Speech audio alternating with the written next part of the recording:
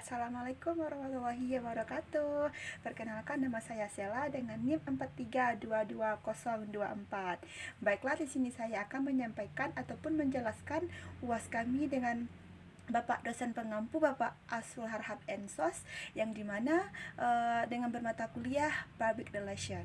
Soal yang pertama, apa kesimpulan yang bisa saudari tarik dari keseluruhan materi dari PR tersebut? Yang pertama itu ada hubungan masyarakat ataupun PR sendiri.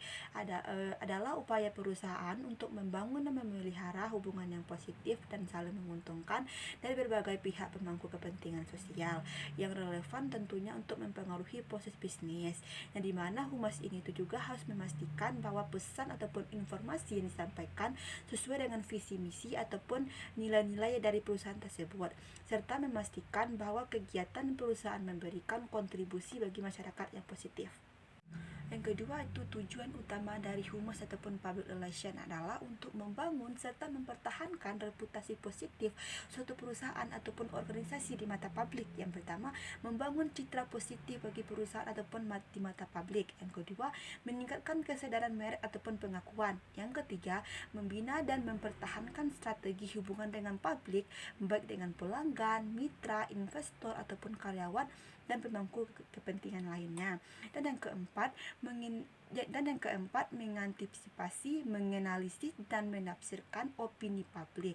Dan yang kelima, membantu dalam menghasilkan hasil yang positif dan mencerminkan perusahaan sebagai pihak yang sukses, jujur, dan tentunya relevan. Yang ketiga, adapun manfaat dari public relation ini itu yang pertama meningkatkan citra dan reputasi, yang dimana PR ini dapat membantu dan membentuk memelihara citra positif bagi perusahaan di mata publik.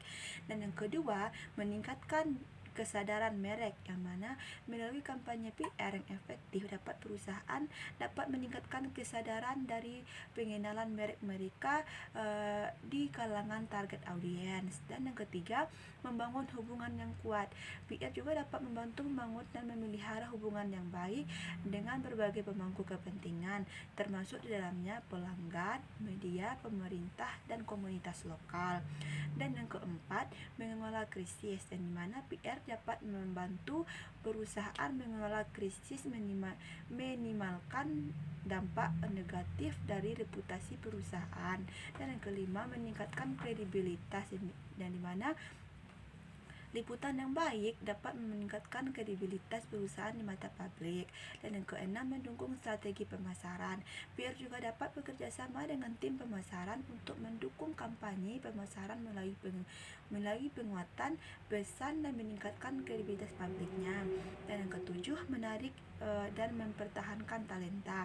Citra perusahaan yang baik dapat menarik calon karyawan yang berkualitas dan membentuk dan membantu mempertahankan karyawan yang ada. Dan yang ke-8, meningkatkan loyalitas pelanggan, di mana komunitas yang baik dapat dengan pelanggan dan pemangku kepentingan dapat meningkatkan loyalitas dan kepercayaan terhadap perusahaan.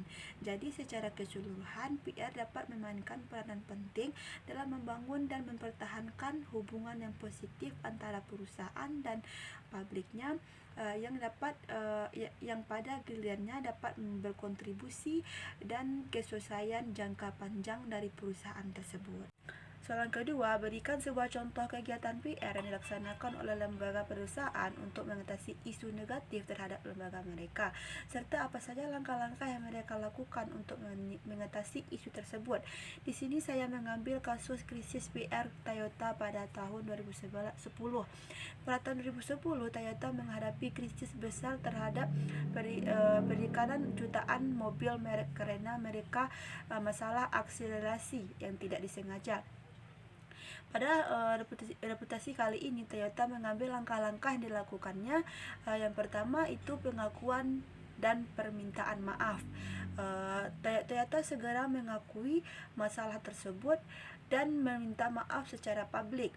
yang dimana Presiden Toyota Akio Toyoda mengadakan konferensi pers untuk menjelaskan situasi dan menunjukkan rasa tanggung jawab terhadap perusahaannya.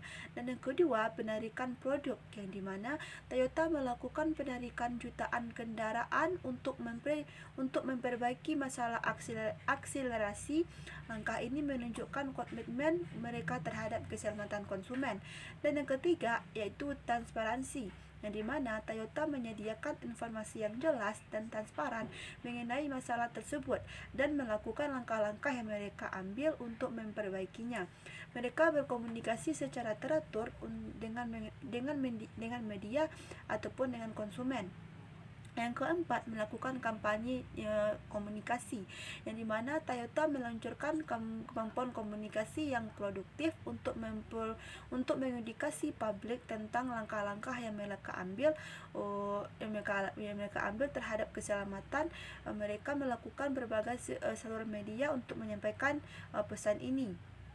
Dan yang kelima, meningkatkan layanan pelanggan, yang dimana Toyota memperkuat layanan pelanggan mereka untuk menyediakan hotline dan dukungan tambahan bagi konsumen yang berdampak, yang dimana ini membantu meredakan kekhawatiran konsumen dan menunjukkan bahwa mereka peduli terhadap konsumen.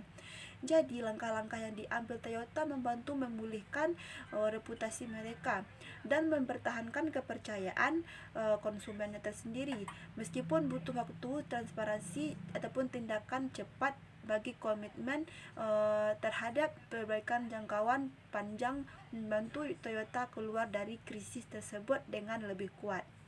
Cukup sekian yang dapat saya sampaikan pada kesempatan kali ini. Saya sudahi dengan mengucapkan Assalamualaikum warahmatullahi wabarakatuh. Sampai jumpa kembali.